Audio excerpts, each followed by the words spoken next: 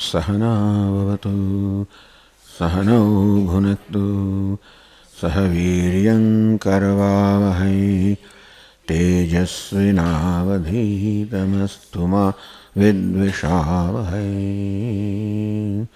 ॐ शान्ति शान्ति शान्तिः। ॐ पूर्णमदः पूर्णमिदं पूर्णात् पूर्णमुदच्यते पूर्णस्य पूर्णमादाय पूर्णमेवावशिष्यते। ॐ शान्ति शान्ति शान्तिः। श्रुतिस्मृतिपुराणानाम् आलयं करुणालयं नमामि भगवत्पादं शङ्करं लोकशङ्करं शङ्करं शङ्कराचार्यं केशवं बादरायणं सूत्रभाष्यकृतौ वन्दे भगवन्तौ पुनः पुनः। ईश्वरो गुरुरात्मेति मूर्तिभेदविभागिने व्योमवद्व्याप्तदेहाय दक्षिणामूर्तये।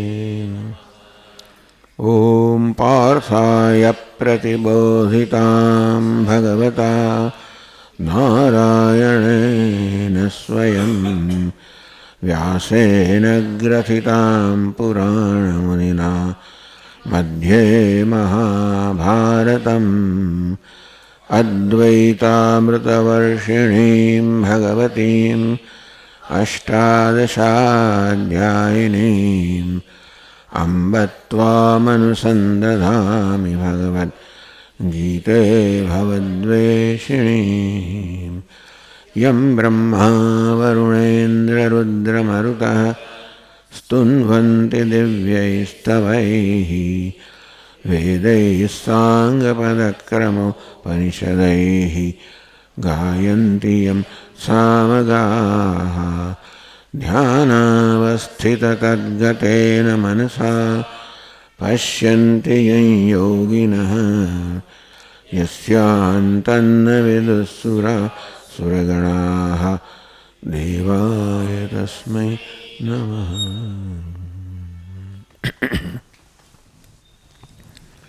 वेदाविनाशिनं नित्यं य एनमजमव्ययम् कथं स पुरुषः पार्थ कं घातयति हन्तिकम्।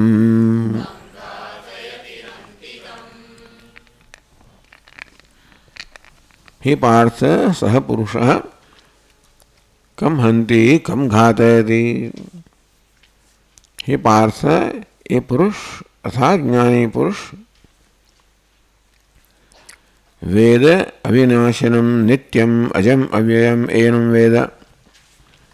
जो आत्मा ने अविनाशी नित्य अजन्म अव्यय जाने से ये पुरुष केवी रीते कोईने हणी सके के कोई पासे अन्यने हणावी શકે। આમ આત્માનું આ પ્રકારનું જ્ઞાન હોય ત્યારે એ જ્ઞાની પુરુષ કઈ રીતે કશું કરી શકે, એટલે કંઈ પણ કરવા માટેની જે જરૂરિયાત જોઈએ, કર્તૃત્વ જોઈએ. હું કર્મ કરનાર છું એવો પ્રકારનો પોતાના વિશેનો ખ્યાલ કે ભ્રમ જોઈએ. એ ભ્રમ જ એ સામગ્રી છે કર્મ કરવાની મુખ્ય સામગ્રી. એ જ્યારે ન હોય તો પછી એ કર્મ કેવી, કારણ કે કર્મ કરનાર જ રહ્યો નથી. મુખ્ય વસ્તુ એ છે ને, કર્મ કરનારને કર્તા કહેવામાં આવે. તો આત્મા કર્તા છે, વિકારી છું, વિનાશી છું એ પ્રકારનો ખ્યાલ મારામાં હોય ત્યારે કર્મ મારા વડે શક્ય છે. પણ હું અવિનાશી છું, નિત્ય છું, અજન્મા છું, નિર્વિકાર છું. અને તો પછી કર્મ કરવાની કોઈ પ્રકારની સામગ્રી જ મારી પાસે નથી, વિકારીપણું નથી, કર્તૃત્વ નથી, કર્તાપણું નથી. તો એ પ્રકારની સામગ્રી વગર હે અર્જુન કેવી રીતે આ જ્ઞાની પુરુષ કર્મ કરી શકે કે કરાવી શકે? એટલે કયું ભાષ્યકાર કે આપણે પ્રશ્ન પૂછતા નથી, એનો છે કે કરી ન શકે કે કરાવી ન શકે. એમાં આક્ષેપ એટલે કે નિષેધ છે. હવે ઘણા બધા પ્રશ્નો ઉપસ્થિત કરવામાં આવ્યા, ચર્ચા કરવામાં આવે છે.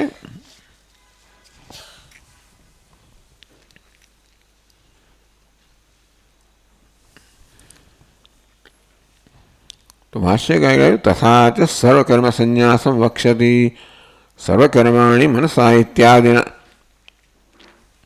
પ્રશ્ન ક્વ પુનઃ વિદુષ અધિકારત ઇતિ.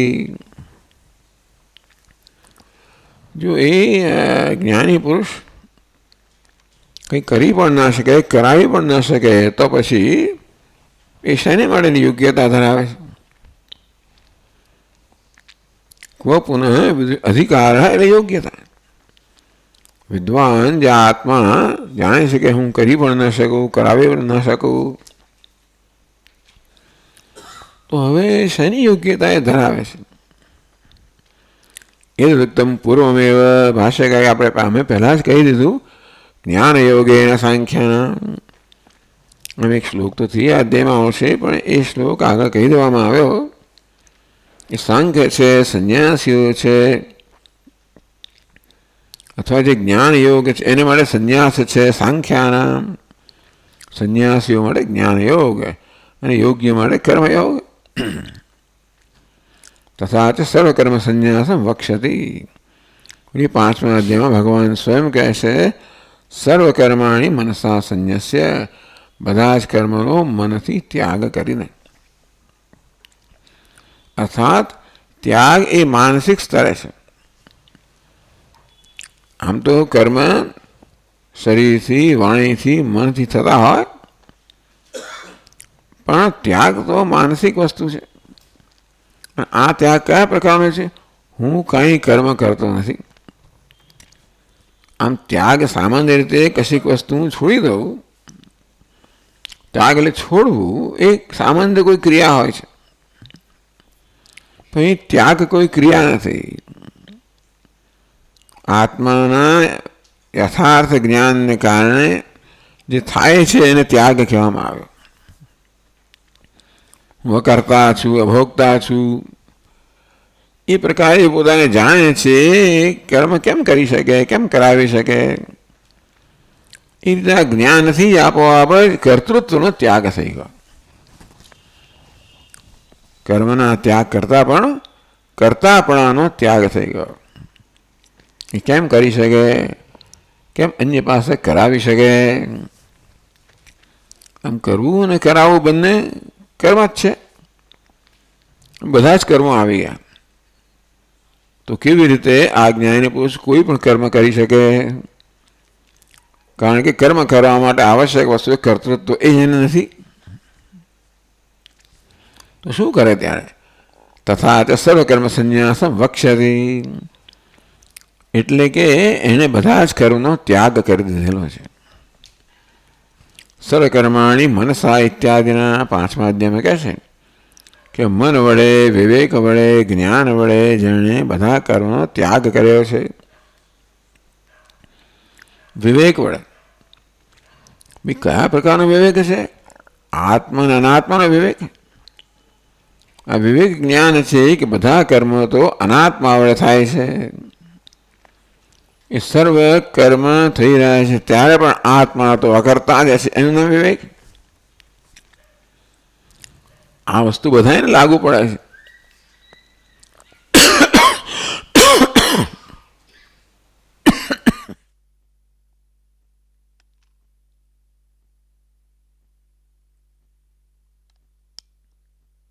જ્ઞાની પુરુષનો આત્મા જુદો છે અને બીજાનો આત્મા જુદો છે એવું નથી.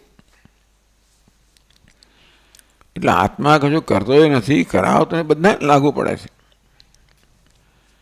એટલે જેનો વિવેક છે કે હું આત્મા છું, અનાત્મા નથી. આ દેહ, મન, બુદ્ધિ એ અનાત્મા વડે, ઉપાધિ વડે સર્વ કર્મ થાય છે. અને હું તો માત્ર છું, મારી સન્નિધિમાં સર્વ કર્મ થાય છે, એ પ્રકારનો વિવેક જે ધરાવે છે એ આપણી દૃષ્ટિએ બધા કર્મ કરતો હોવા જણાતો હોવા છતાં પણ કંઈ કરતો નથી. આ વસ્તુ વારંવાર ભગવાન કહેશે. આપણે કહ્યું અનેક વાર કે આ વસ્તુ ભગવાન અર્જુન પર બરોબર થસાવવા માગે છે. બહુ સારો શબ્દ પણ છતાં એટલે અર્જુન સમજી લે કે વાસ્તવમાં તું કંઈ કર્મ કરતો નથી. મુખ્યત્વે કર્મ ન કરવાનું અર્જુનનું કારણ શું છે? આ કર્મ કરવાને કારણે હું આ બધાનું ઘાતક બનીશ. એને કારણે એનામાં એક અપરાધની લાગણી જન્મી છે કે અરે રે હું પાપી, મારે નરકમાં જવું પડશે વગેરે વગેરે. એના સંદર્ભમાં ભગવાન કહે છે કે નહીં ભાઈ, તું માને છે કે તું કર્મ કરે ત્યારે તું કર્મ કરતો સમજ. તું એમાં અર્જુન પોતે હું કોણ છું એની શું સમજે છે એના પર આધાર રાખે છે. અર્જુન તો ઉપાધિનું નામ છે. જે જન્મ થયો છે, જે વૃદ્ધિ પામે છે, ક્યારેક જેનું મૃત્યુ થશે, એને આપણે હું માનતા હોઈએ તો વાત બરોબર છે. પણ હુંનો જે વાસ્તવિક અર્થ છે એમાં તો ઉપાધિથી અન્ય છે. એવો આત્મા અનાત્મા વિવેક જેને હોય, અર્થાત આત્માને અનાત્મા કરતાં જુદો કરીને જાણતો હોય. અનાત્માને આત્મા માનવો એ આપણો સ્વભાવ થઈ ગયો છે. જન્મથી જ આપણે દેહમાન બુદ્ધિને આત્મા માનતા હોઈએ છીએ. એટલે જ વારંવાર ભગવાન અગત્યનો ઉપદેશ કરે છે કે અર્જુન જે જ્ઞાની છે એ વિવેકી છે. આત્મા અનાત્માનો વિવેક કરે છે, જાણે છે કે સર્વકર્મ અનાત્માના સ્તરે થઈ રહ્યા છે, હું કંઈ કરતો નથી, તો પછી અપરાધની લાગણી થાય નહીં. અપરાધની લાગણી કોને થાય? હું કંઈક ખોટું કરી રહ્યો છું કે મારે કંઈક ખોટું કરવું પડશે. તો કંઈ કરવાનો જ ન હોય તો ભાઈ અપરાધની લાગણીનો પ્રશ્ન નથી ને. અર્જુનના મનમાં આજે એક ગ્રંથિ ઉત્પન્ન થઈ છે, અપરાધી બનીશ, મને પાપ લાગશે, મારે નરકમાં જવું પડશે. એ યુગની અંદર આ બધી નરક સ્વર્ગ વસ્તુઓ બહુ એમને માટે મહત્ત્વની હતી. અત્યારે તો કોઈ ગણતું નથી, પણ ત્યારે મહત્ત્વની હતી. એના સંદર્ભમાં ભગવાન કહે છે કે પહેલાં તું કોણ છે જાણી લે, પછી તું સમજશે ખરેખર તું જેને હું કહે છે એ તો કોઈ કર્મ કરતો નથી.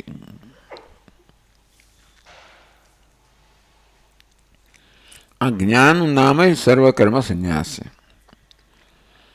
કર્મ સંન્યાસ આ ભગવદ્ ગીતામાં કોઈ ક્રિયાનું નામ નથી કે હું કર્મ કરવાનું બંધ કરી દઉં. એવું તમે કોઈક સંજોગોમાં કરો, કોઈ કારણથી તો જુદી વાત છે. ભગવાન મોટે ભાગે કર્મ ન કરવાને કે બહુ મહત્ત્વ આપતા નથી. નિષ્ક્રિયતા એમને ગમતી નથી, સક્રિયતા જ ગમે છે. अखंड निवास के ये भगवद गीता पुरुषार्थ का ग्रंथ है, निष्क्रियता ग्रंथ નથી. પુરુષાર્થનો અર્થ એ નહીં કે આપણે હું કર્મ કરું છું એવો ભ્રમ. એ ભ્રમ નહીં હોય તો કર્મ કરવાના માટે કોઈ મુશ્કેલી જ નથી. હું કર્મ કરું છું એ ભ્રમ છે, એ જ બધા કર્મમાં વિઘ્ન ઉત્પન્ન કરે છે. એવું જ્યારે ભ્રમ ના હોય ત્યારે કોઈ કર્મ કરવામાં કોઈ સંકોચ નથી.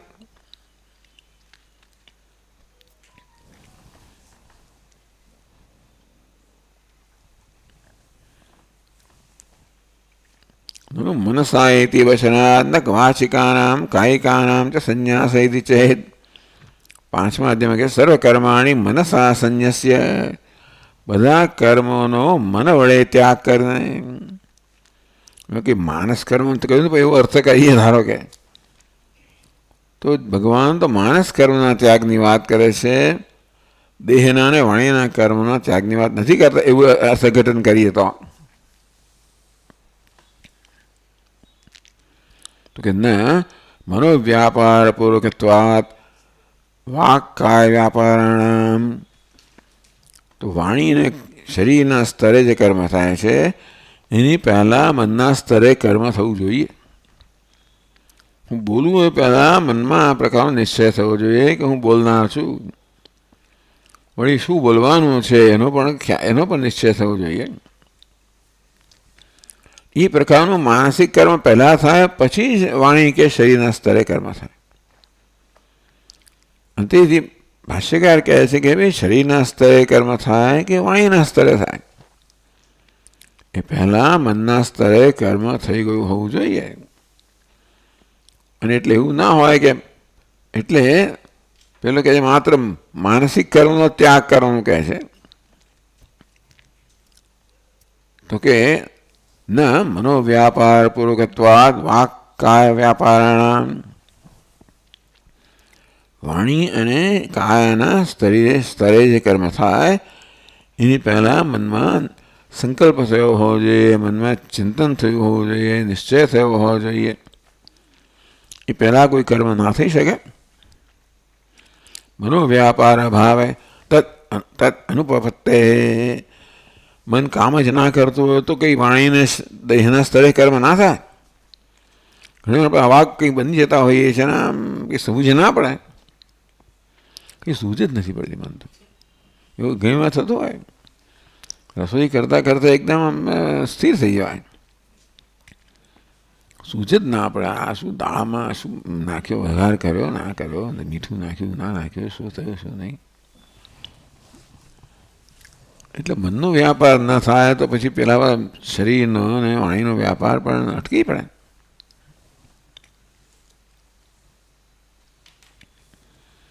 ચાલો, એટલે આ ચર્ચા અત્યારે કરે છે, પછી આ શ્લોક આવવાનો છે એના સંદર્ભમાં અત્યારે કરી લે છે, કારણ કે એ સમજ અત્યારે આવશ્યક છે. તો હવે પ્રશ્ન કરે છે, શાસ્ત્રીયાણામ વાક્કાય કર્મણામ કારણાની માનસાની વર્જયિત્વા અન્યાની સર્વકર્માણી મનસા સંન્યસેત ઇતિ ચેત. પાછો મીમાંસક કહે કે ભાઈ કર્મ તો છોડવાય, જે શાસ્ત્રમાં જેનો આદેશ થયો છે એ કર્મ છોડાય જ નહીં. એટલે કંઈક કર્મ ચાલુ રહે છતાં ભગવાન કહે છે એવું કર્મનો ત્યાગ થાય છતાં કર્મ ચાલુ રહે કઈ રીતે? તો કે શાસ્ત્રીયાણામ વાક કાય કર્મણામ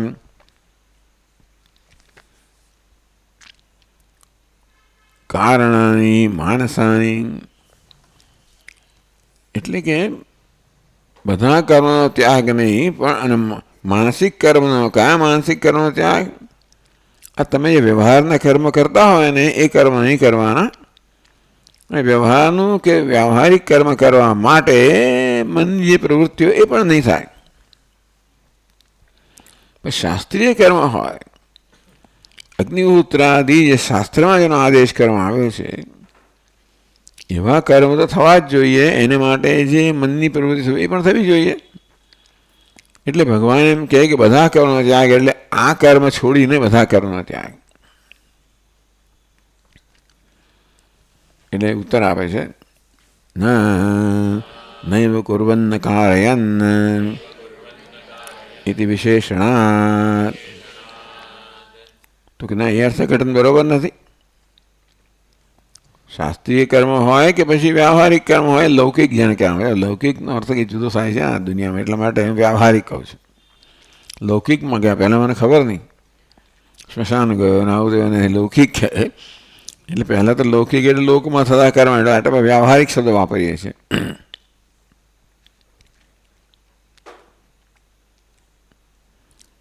તો શાસ્ત્રીય કર્મ છે જે વાણીથી શરીર થતા હોય એને લગતા માનસિક કર્મો પણ થાય.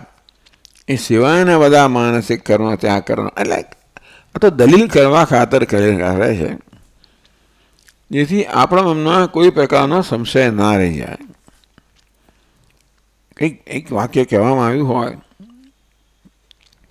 એના બધા શક્ય હોય એ પ્રકારના અર્થઘટન છે ને એ આપણે લઈએ, એ બધાનો નિષેધ કરીએ એટલે પછી કોઈ પ્રકારની શંકા રહે નહીં. કદાચ કોઈ આવી શંકા ના એ કરાય, પણ ભાષ્યકાર કરે છે એટલે કદાચ કોઈકના મનમાં આ પ્રકારની શંકા જન્મી શકે. એનો પણ ઉત્તર અપાઈ જાય છે, જેથી કોઈ પ્રકારની શંકા મનમાં રહે નહીં. કે આ કેવી વાત કરે છે, આવું શાસ્ત્રીય વાણી અને કર્મ કાયતા કર્ણના કારણ એવું માનસ કર્મ ત્યાગ કેમ થાય? હવે એ પણ કદાચ થાય. શાસ્ત્રી અગ્નિહોત્રાદિ કર્મ છે, જેનો શાસ્ત્રમાં આદેશ કરવામાં આવ્યો હોય કે નિત્ય નૈમિતિક કર્મ હોય, એ કર્મ માટે જરૂરી માનસિક કર્મ રાખવાના, બાકીના બધા કર્મનો ત્યાગ કરવાના. એમ કહે છે નૈવ કુર્વન્ન કારયન ઇતિ વિશેષણાત. તો કે નહીં, નૈવ કુર્વન ન એવ કુર્વન ન કારયન, કંઈ પણ કરતો નથી. આ જ્ઞાની પુરુષના સંન્યાસ વિશે આવું કહેવામાં આવ્યું. સર્વ કર્માણી મનસા સંન્યસ્ય, બધા કર્મનો મનથી અર્થાત વિવેક બુદ્ધિથી ત્યાગ કરીને, સર્વ કર્માણી મનસા સંન્યસ્યાસ્તે સુખમ વશી નવદ્વારે પુરે દેહી. 5મા અધ્યાયના 13મા શ્લોકમાં ભગવાન કહે છે કે આ જ્ઞાની પુરુષ કેવો છે? બધા જ કર્મનો એણે મનથી ત્યાગ કર્યો છે અને આ દેહરૂપી નગરીમાં એ નિરાંતે રહે છે. નૈવ કુર્વન ન કાર્યન, કે કરતો પણ નથી, કરાવતો પણ નથી. આ એક આદર્શ છે. આ ભગવાનનું ધ્યેય છે કે આ પ્રકારનું જ્ઞાન પ્રાપ્ત કરવું, એનું નામ જ સંન્યાસ. સર્વકર્માણી મનસા વિવેક બુદ્ધ્યા, બધા કર્મનો વિવેક બુદ્ધિથી ત્યાગ કરો. વિવેક બુદ્ધિ આત્માનાત્મ વિવેક, કે હું તો ક્યારેય કર્મ કરતો જ એ પ્રકારના જ્ઞાનથી ત્યાગ કરો. ત્યાગ નામની કોઈ ક્રિયા હું ન કરું એને ત્યાગ નથી કહેતા ભગવાન. ન કરવાની કોઈ છૂટ જ નથી. જન્મ્યા એટલે બધી જવાબદારી લઈને જ જન્મ્યા છે. એટલે હા, તમે વિધિપૂર્વક સંન્યાસ લો તો તમારે કોઈ કર્મ નહીં કરવાનું, પણ એ પ્રકારના સંન્યાસની બહુ વાત અહીંયા છે નહીં, અને અર્જુન માટે તો નથી જ. ભગવાન અર્જુનને ઉપદેશ કરી રહ્યા છે. એટલે યુદ્ધ કર્મનો ત્યાગ કરે એવી કોઈ અપેક્ષા કે ઈચ્છા નથી. એવું નથી કે એમનું કામ ના થાય. ભગવાન એ અર્જુન જો ત્યાગ કરે તો ભગવાનનું કંઈ નથી ભગવાન થવાનું. ઘણા એમ માને છે કે ભગવાન અર્જુનને યુદ્ધ કરવાનું કહે છે, કારણ કે આ બધા જે જમીન પર પૃથ્વી પર જ્યાં ભાર વધી ગયો તો અર્જુન જો પોતાનું કર્મ ના કરે તો ભારનું હરણ કેમ થાય? એટલે ભાઈ અમને આવી કોઈ જરૂર નથી. એ તો એક આંગળી આમ ફેરવવાથી બધું કરી નાખે. અને છતાં પણ આ કર્મ અર્જુન પાસે કરાવવા માટે અર્જુનનું જ પોતાનો આધ્યાત્મિક ઉન્નતિ મહત્વની છે. અર્જુનની આધ્યાત્મિક ઉન્નતિને ધ્યાનમાં રાખીને ભગવાનને કર્મ કરવાનું કહે છે. અર્થાત અર્જુનના લાભ માટે જ કર્મ કરવાનું કહેવામાં આવે છે, ભગવાનના લાભ માટે નહીં. એ બહુ સ્પષ્ટ હોવું જોઈએ આપણને કે ભગવાન જે કંઈ ઉપદેશ કરે છે એમનો પોતાનો કોઈ પ્રકારનો શું કહેવાય પ્રયોજન નથી. એટલે કંઈ પ્રયોજન નથી, કશું મેળવવાનું નથી, કંઈ ગુમાવવાનું નથી. જે કંઈ પણ ઉપદેશ કરવામાં આવે છે માત્ર શ્રોતા એટલે અર્જુન છે એના હિતને ધ્યાનમાં રાખીને જ કહેવામાં આવે છે. એટલે ગુરુ તો નિસ્વાર્થ હોવા જોઈએ. ઉપદેશ આપવા દ્વારા ધીમે ધીમે પોતાનું અંદર કંઈક થઈ જાય, પોતાને કંઈક લાભ થઈ જાય. આમ પોતાના કોઈક લાભને ધ્યાનમાં રાખીને આપણે શિષ્યનો ઉપદેશ કરીએ, પેલાને બીજાને કદાચ ખબર ના પડે, એ દ્વારા પછી આપણે કંઈક લાભ મેળવીએ તો પછી એ ઉપદેશ છે નિસ્વાર્થ ઉપદેશ નથી. ઉપદેશ નિસ્વાર્થ હોવો જોઈએ.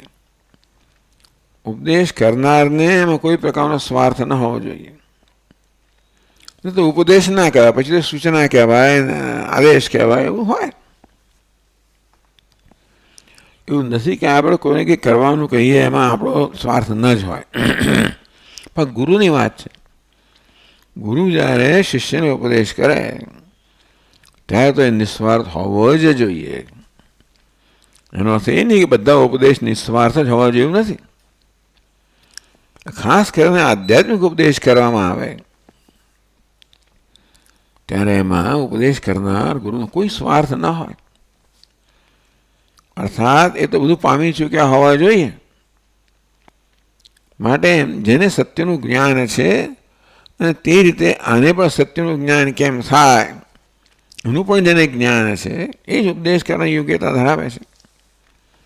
આપણે તો કહીએ આ તો એમનું બોલેલું બોલીએ છીએ એટલે આપણે જાણે કે એ પ્રકારની યોગ્યતા પ્રાપ્ત કરેલી છે, પણ આપણે તો જવાબદારી એમની છે. એમણે જે કહ્યું છે આપણે કહીએ છીએ ને, પછી ભગવાન આવું કહ્યું છે, ભાષ્યકારે આવું કહ્યું છે, એ મેં તો તમને કહ્યું. એટલે આપણી વાત જરા જુદી છે, પણ ભગવાન એવું ના કહી શકે. ભગવાન અર્જુન જે ઉપદેશ કરે એ તો નિસ્વાર્થ જ હોય. ભગવાન એટલે ગુરુ. ઉપદેશ કરે નિસ્વાર્થ જ હોવો જોઈએ, એને જ ગુરુ કહેવાય.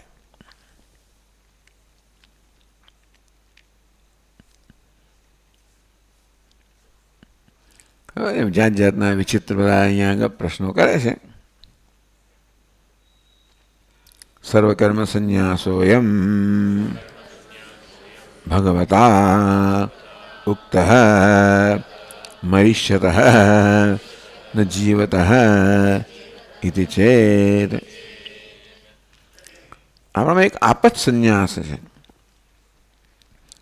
આપત સંન્યાસ એટલે હવે જ્યારે મૃત્યુ નિશ્ચિત જ છે ત્યારે માણસ સંન્યાસ લે છે.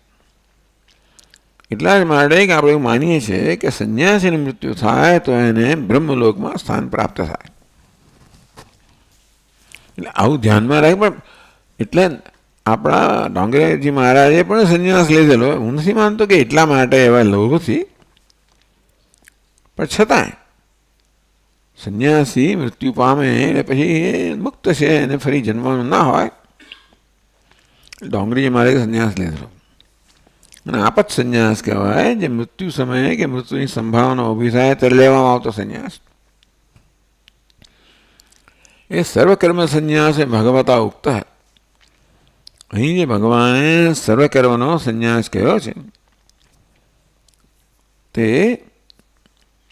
મરિષ્યત ન જીવત હેતી. મરિષ્ય એટલે જે મરવા પડ્યો છે, જે મરવા જઈ રહ્યો છે અથવા મરવા પડ્યો છે કે મરવાનો છે, એના માટે આ સંન્યાસ છે. ન જીવત, જે જીવંત છે એના માટે સંન્યાસ. હું આપણે અર્થઘટન કરીએ તો એટલે સંભવિત બધા અર્થઘટન અહીંયા લેવામાં આવ્યા છે ને દરેકનું વિશ્લેષણ કરીને પછી યોગ્ય એનું નિર્ધારણ કરવામાં આવ્યું છે. તો કે છે ના નવદ્વારે પુરે દેહી આસ્તે ઇતિ વિશેષણ અનુપત્તે. નવદ્વારે પુરે દેહી આસ્તે. તો ભગવાને જ્યારે વાત કરી સર્વકર્માણી મનસા સંન્યસ્યાસ્તે સુખમ વશી નવદ્વારે પુરે દેહી નૈવ કુર્વન્ન કાર્યન. તો ભગવાને જ્યારે કહ્યું કે નૈવ કુર્વન્ન કાર્યન, એ કંઈ કરતો પણ તે કરાવતો એ નથી, ત્યારે એ મરવા પડેલા માણસે વાત નથી કરતા.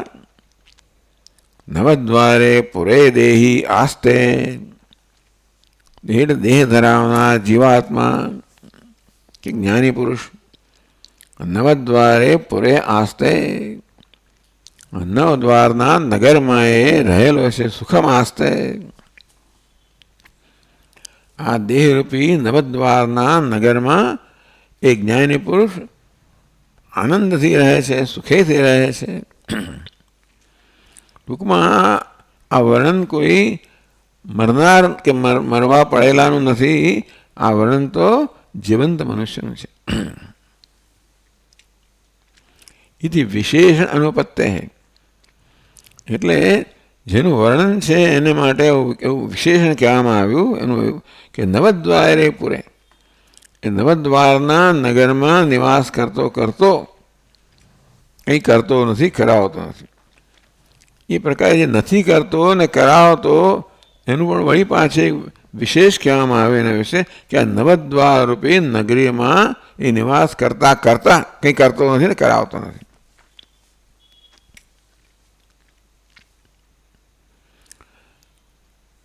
નહીં સર્વકર્મ સંન્યાસેન ભૂતસ્ય તદ્દેહે આસનમ સંભવતી. મૃતસ્ય જે મરી ગયો છે એ આ દેહમાં નિવાસ કરે છે કઈ કઈ કહી શકાય. મૃતસ્ય તદ્દેહે આસનમ ન સંભવતી. જે મરી ગયો છે એ આ દેહમાં અહીંયા નિવાસ કરે છે એવું કેમ કહી શકાય. ભગવાન કહે છે સર્વકર્મનો ત્યાગ કરનારા સંન્યાસી આ દેહમાં આરામથી નિવાસ કરે છે. એટલે કે આ મૃત મનુષ્યનું વર્ણન નથી કે મરવા પડેલાનું વર્ણન નથી, આ તો જીવંત મનુષ્યનું વર્ણન છે.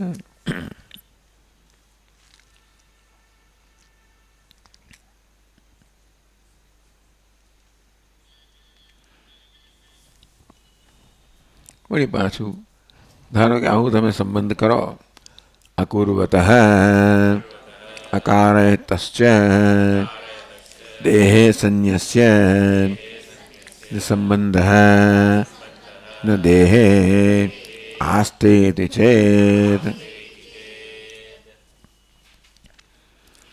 સંન્યાસ શબ્દ છે સમ્યક ન્યાસ.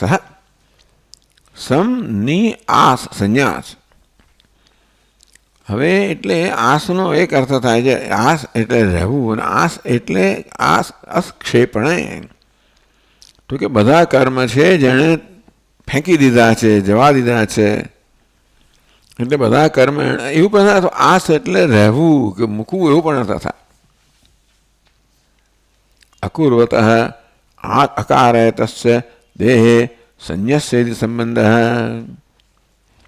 અસ ધાતુનો અર્થ ક્ષેપણે ફેંકવું એવો અર્થ કરવામાં આવે તો સંન્યાસ એટલે બધા કર્મ છે એણે દેહમાં ફેંકી દીધા, દેહમાં ફેંકી દીધા એવું તમે અર્થઘટન કરો તો. ન દેહે આસ્થેથી છે એટલે કે આસ્તે દેહમાં રહે છે એવું નહીં, દેહમાં એણે બધા કર્મ મૂકી દીધા.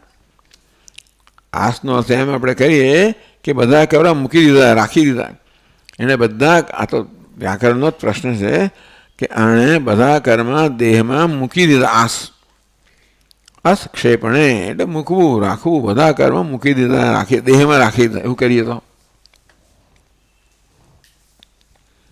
ન સર્વત્ર આત્મનઃ અવિક્રિયત્વ અવધારણા.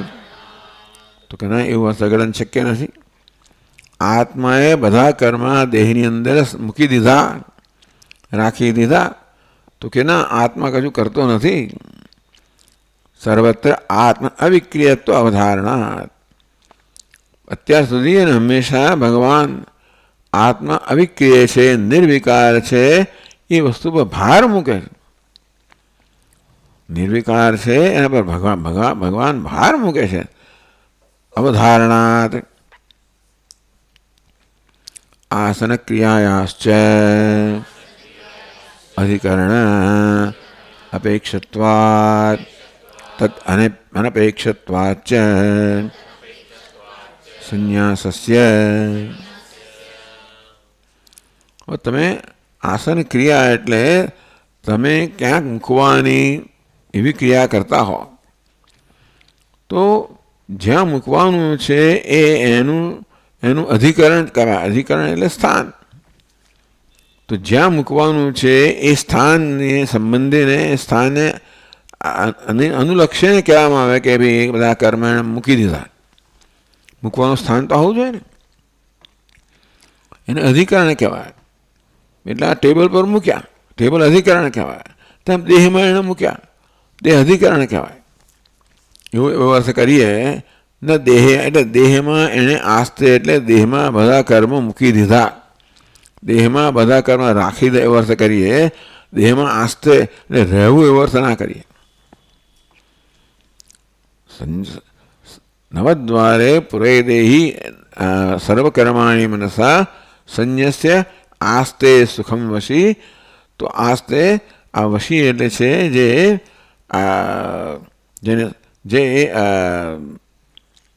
જેને સમગ્ર ઉપાધિ વશમાં કરી છે. એટલે સ્વાભાવિક છે, જ્ઞાન થાય એટલે બધી વસ્તુ અનુકૂળ થઈ જાય. એ દેહમાં નિવાસ કરે છે કે નહીં ને એનો અર્થ એવો કરે કે દેહમાં એ બધા કર્મને રોપી દે, બધા કર્મ મૂકી દે છે. તો કે ના, સર્વત્ર આત્મા અવિક્રિયત્વા, કે આત્મા નિર્વિકાર છે એટલે મૂકવાની ક્રિયા પણ આત્મા ન કરાય. હવે આગળ કહેવામાં આવ્યું કે જ્ઞાની પુરુષ અને આત્મા એક જ છે. એટલે આત્માના ધર્મ જ્ઞાની પુરુષને લાગુ પડે. એટલે આત્મા નિર્વિકાર હોય તો જ્ઞાની પણ નિર્વિકાર હોય. જ્ઞાની પણ કોઈ કર્મ કરતો નથી, પણ જ્ઞાની પણ આ બધા કર્મ છે દેહની અંદર સ્થાપી દે, મૂકી દે, એ વસ્તુ એ ક્રિયા પણ ના હોય. સર્વત્ર આત્મન અવિક્રિયત્વ અવધારણાત, સર્વત્ર બધી જગ્યાએ ભગવાન આત્મા નિર્વિકાર છે એવું ભાર દઈને કહે છે.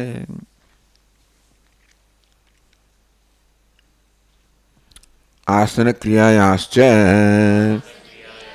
અધિકરણ અપેક્ષત્વાત તદ અનપેક્ષત્વાચ સંન્યાસસ્ય. કંઈક ફેંકવું હોય, રાખવું હોય, મૂકવું હોય તો હંમેશા કોઈક સ્થાન હોવું જોઈએ જ્યાં મૂકીએ, ફેંકીએ. એટલે સંન્યાસ એટલે છોડી દેવું. સંન્યાસ એટલે વાસ્તવમાં તો બધા કર્તૃત્વ વગેરેનો માંથી મુક્ત થવું. સંન્યાસમાં કોઈ ક્રિયા રહી નથી. આપણે જેને સંન્યાસ કહીએ છીએ, ભલે બહારથી એવું જણાતું હોય કે એણે બધા કર્મનો ત્યાગ કર્યો, ભગવાન જે પ્રકારના સંન્યાસની વાત ભગવદ્ ગીતામાં કરી રહ્યા છે એમાં સંન્યાસ એટલે જ્ઞાન લક્ષણ સંન્યાસ. આત્મજ્ઞાન એટલે સંન્યાસ. કારણ કે આત્મા હું નિર્વિકાર છું, નિષ્ક્રિય છું, એટલે નિત્ય સંન્યાસી છું. આ પ્રકારે પોતાને જાણો કે નિર્વિકાર છું, નિષ્ક્રિય છું, અર્થાત નિત્ય સંન્યાસી છું. એ જ્ઞાનનું નામ જ સંન્યાસ છે, કોઈ ક્રિયાનું નામ સંન્યાસ નથી અહીંયા ભગવદ્ ગીતામાં, એટલે ભગવાનના ઉપદેશમાં. અર્થાત અર્જુન બધા જ કર્મ કરતો હોય છતાં પણ એને આ પ્રકારનું જ્ઞાન હોય કે હું તો નિષ્ક્રિય છું, નિર્વિકાર છું, તો બધા કર્મ કરવા છતાં એ સંન્યાસી છે. અને કશું કરવા ના કરતો હોય અને એમ માને કે હું કંઈ કર્મ કરતો નથી, આમ એવું પોતા, તો પછી એ કર્મ ન કરવા છતાં પણ સંન્યાસી નથી. સંન્યાસ એટલે જ્ઞાન લક્ષણ સંન્યાસ, કે હું નિત્ય સંન્યાસી છું, હું અકર્તા છું, નિર્વિકાર છું. એ જ્ઞાનને જ ભગવાન, કારણ કે આત્મા નિત્ય સંન્યાસી જ છે. બધા જ કર્મો થઈ રહ્યા છે ત્યારે પણ આત્મા ચૈતન્ય કોઈ કર્મ કરતો જ નથી. એ બધું આગળ ઘણું વિસ્તારથી કહેવામાં આવશે. નૈવ કરું નૈવ કિંચિત કરો મેં, તે હું કંઈ કરતો નથી. જ્ઞાની પુરુષ કહે છે હું કંઈ કરતો નથી. પશ્ચન શૃણ, જુએ છે, સાંભળે છે, ખાય છે, બધું કરે છે, તોય હું કંઈ કરતો નથી. આપણે કરીએ બધી ક્રિયાઓ કરવા છતાં એ કહે છે હું કંઈ કર્મ કરતો. કોણ કરે છે? ઇન્દ્રિયાણી ઇન્દ્રિયાસે શોભતંતે, ઇન્દ્રિયો પોતાના વિષય સાથે વ્યવહાર કરે, એનું નામ કર્મ. અને એ કર્મ થયો ત્યારે હંમેશા આત્મા તો સાક્ષી જ છે. આપણે જાણતા નથી, પણ આપણે માનીએ છીએ કે આપણે કર્મ કરીએ છીએ, કે આત્મા કર્મ કરે છે. પણ જે જાણે છે એ તો જાણે છે કે હું કંઈ કર્મ કરતો નથી. પશ્ચિમ જુએ છે, સાંભળે છે, આ બધું થઈ રહ્યું છે ત્યારે પણ કહે છે હું કંઈ કરતો નથી.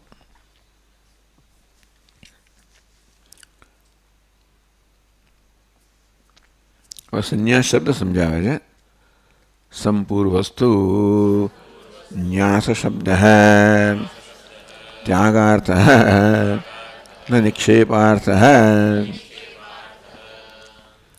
આ ન્યાસ એટલે ની આસ બરોબર છે, પણ એક સમ લગાડવામાં આવ્યો. એટલે આસમાં એક તો ની આવ્યો ન્યાસ, પછી બીજું ઉપસર્ગ છે સમ. એટલે સમપૂર્વસ્તુ ન્યાસ શબ્દાર્થ. ન્યાસને આગળ એક સમ એ પ્રકારનો ઉપસર્ગ લગાડવામાં આવે ત્યારે આપણા સ્વામી દૃષ્ટાંત આપે. ન્યાસ અને સંન્યાસ બહુ સરળ ભાષામાં,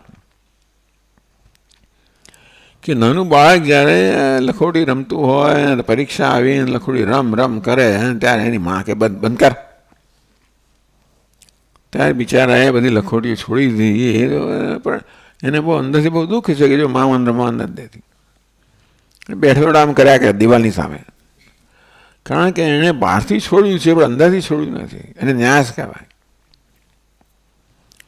એ જ્યારે મોટો થઈ જશે 35 વર્ષ દીકરો હશે ત્યારે પછી એ જે ન્યાય એવો ધારો કે લખોટી રમતો હોય દીકરા સાથે અને પોતે હારી જાય, એને કંઈ ચિંતા નથી, તો એવી લખોટી હારી જાય તો પણ એને કંઈ એનો કોઈ શોખ નથી. એટલે જ્યારે હવે એ લખોટીઓમાં કોઈ પ્રકારની માલિકીની ભાવના નથી, એ પોતાની લખોટીઓથી પોતાને માપતો નથી, અને હારવું જીતવું એના માટે કોઈ વસ્તુ નથી. દીકરાને જીતાડે અને પોતે હારી જાય, પણ એને મનમાં લાગતું કે હું હાર્યો એવું નથી લાગતું, પેલો હું જીત્યો એવું માને. એટલે પિતા છે હાર જીત વગેરેથી મુક્ત થઈ ગયો છે લખોટીની બાબતમાં. પછી સ્વામી કે સોનાની લખોટી તો આ જુદી જાત, આ લખોટી. એટલે ન્યાસની આગળ સમ શબ્દ લગાડ્યો એટલા માટે સમ્યક ન્યાસ, સારી રીતે ન્યાસ, સારી રીતે છોડી દઉં, સારી રીતે ત્યાગી દઉં. સારી રીતે એટલે શું? મનમાં કોઈ પ્રકારનો પછી શું કહેવાય, મનમાં ખોટ નાની લાગણી ના હોય કે ભાઈ મેં કંઈ ગુમાવ્યું, કંઈ છોડી દીધું, કંઈ જવા દીધું, હું અધૂરો છું, ઊણો થઈ ગયો એને કારણે. મતલબ બાળકને લાગે આ લખોડી ગઈ એટલે મારું કશું જતું રહ્યું, પિતાને ના લાગે. તો એ પ્રકારના છોડવાને સંન્યાસ કહેવામાં આવ્યો. એમ જ્યારે કર્મ છોડવામાં આવે ત્યારે એમ કંઈ છોડ્યું હોય એવી જાતનું કશું લાગતું નથી જ્ઞાની પુરુષને. તસ્માદ ગીતાશાસ્ત્રે આત્મજ્ઞાનવતઃ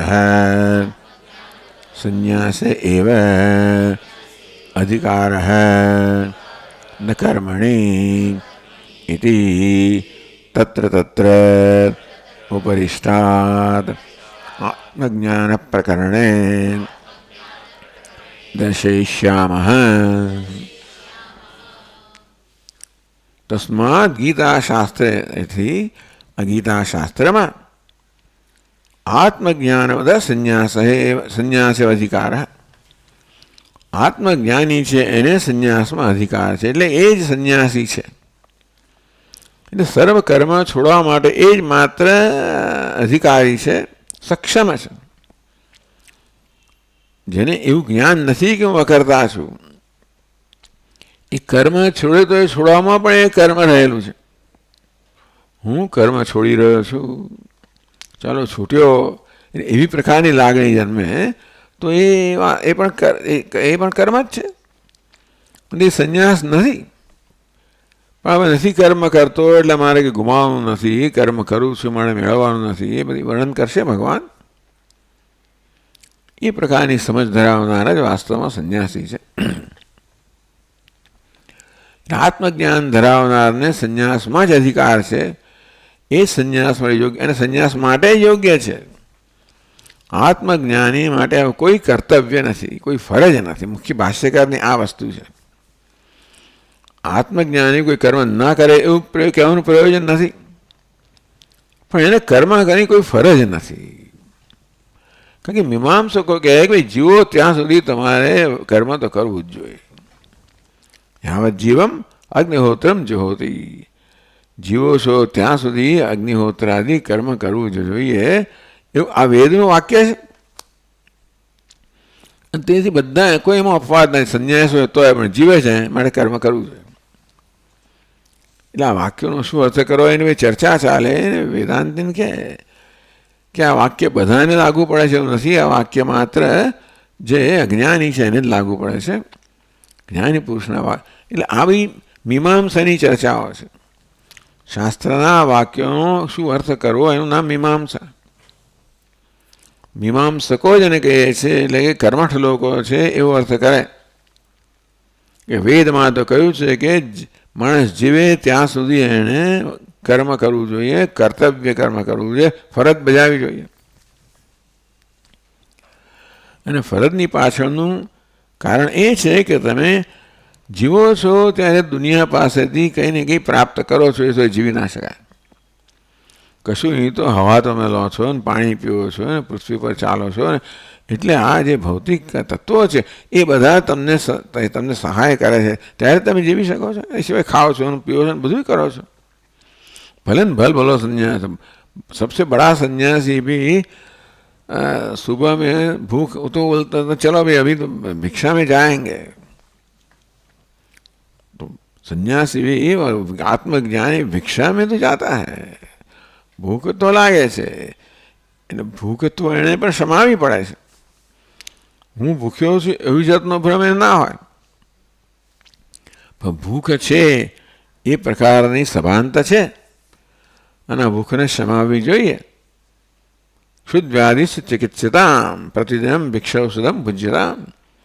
આ ક્ષુધા નામનો વ્યાધિ છે એની ચિકિત્સા કરવી જોઈએ અને દરરોજ ભિક્ષાના અન્ન દ્વારા એના રૂપી ભોજન રૂપી ચિકિત્સા ઔષધ આપવું જોઈએ. આ પ્રકારે ચિકિત્સા થવી જોઈએ. એટલે ભલભલા મહાપુરુષ જ્ઞાનીઓ પણ હંમેશા ભાઈ સમય થયો 10 વાગે ઘંટ વાગે, ક્યાં ઘંટ વાગે ત્યાં આગળ નક્ષત્રમાં બધા એમને ડબલું લઈને જાય. એટલે કંઈ આવું કર્મ ના કરવું, દેહને હશે એવા કેટલાય કે ભાઈ દેહની દરકાર ના કરે એવા હોય. મોટાભાગના લોકો એને એવી જરૂર નથી લાગતી ભાઈ દેહની દરકાર ના કરવી, એવા છે કેટલાક. આજગરી વૃત્તિવાળા છે કે આવશે તો જાતે ભોજન આવશે તો ખાઈશું, નહીં ખાઈએ. પણ મોટાભાગના લોકો તો જતા હોય છે નક્ષત્રમાં. તસ્માત ગીતાશાસ્ત્રે આત્મજ્ઞાન સંન્યાસે અધિકાર. પણ ગીતાશાસ્ત્રમાં આત્મજ્ઞાની છે એને સંન્યાસમાં જ અધિકાર છે. સંન્યાસ એવ અધિકાર, એને જ નહીં, એને સંન્યાસમાંનો જ અધિકાર છે. એટલે કે સંન્યાસી છે. આત્મજ્ઞાની એટલે સંન્યાસી થઈ ગયો સ્વભાવથી. સંન્યાસ અહીંયા આગળ કોઈ પ્રકારની દીક્ષાનું કે કોઈ પ્રકારના વસ્ત્રનું નામ નથી. અહીંયા માત્ર જ્ઞાનનું નામ જ સંન્યાસ છે. એટલે ભગવાનની દ્રષ્ટિએ આત્મજ્ઞાન ધરાવનાર છે એ જ વાસ્તવમાં સંન્યાસી છે. બીજો એક વૈધ સંન્યાસ છે, તો વિવિધ દિશા જેને આ જ્ઞાન પ્રાપ્ત કરવું છે એ પણ સંન્યાસ લે અને પછી ગુરુ પાસે જાય અને ત્યાં એમના ચરણમાં બેસીને શ્રવણ મનન વગેરે કરે. એવો એક વિવિધ દિશા સંન્યાસ છે. પણ મુખ્યત્વે સંન્યાસ એટલે ભગવદ્ ગીતામાં આ પ્રકારનો સંન્યાસ જે જ્ઞાન લક્ષણ સંન્યાસ છે. તેથી આત્મજ્ઞાન ધરાવનારને આવા પ્રકારના સંન્યાસનો અધિકાર છે. એટલે એને ન કર્મણી, એને કર્મનો કોઈ અધિકાર નથી.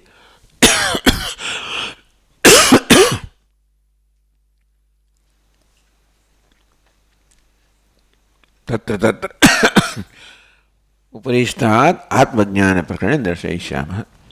ટૂંકમાં જ્યાં જ્યાં પણ આત્મજ્ઞાનનો વિષય હશે ત્યાં ત્યાં દર્શાવીશું કે ભગવાન આ પ્રકારના સંન્યાસની નો જ ઉપદેશ આપી રહ્યા છે.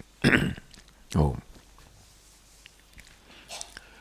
ઓમ પૂર્ણમદઃ પૂર્ણમિદં પૂર્ણાત પૂર્ણમુદચ્યતે પૂર્ણસ્ય પૂર્ણમાદાય પૂર્ણમેવાવશિષ્યતે. ઓમ શાંતિ શાંતિ શાંતિ. શંકરં શંકરાચાર્યં કેશવં બાદરાયણં સૂત્રભાષ્યકૃતૌ વંદે ભગવन्तौ પુનઃ પુનઃ. ઈશ્વરો ગુરુરાત્મેતિ મૂર્તિભેદવિભાગિને વ્યોમવદ્વ્યાપ્તદેહાય દક્ષિણામૂર્તયે નમઃ. ઓમ શાંતિ શાંતિ શાંતિ. હરિ ઓમ. શ્રી ગુરુભ્યો નમઃ. હરિ ઓમ.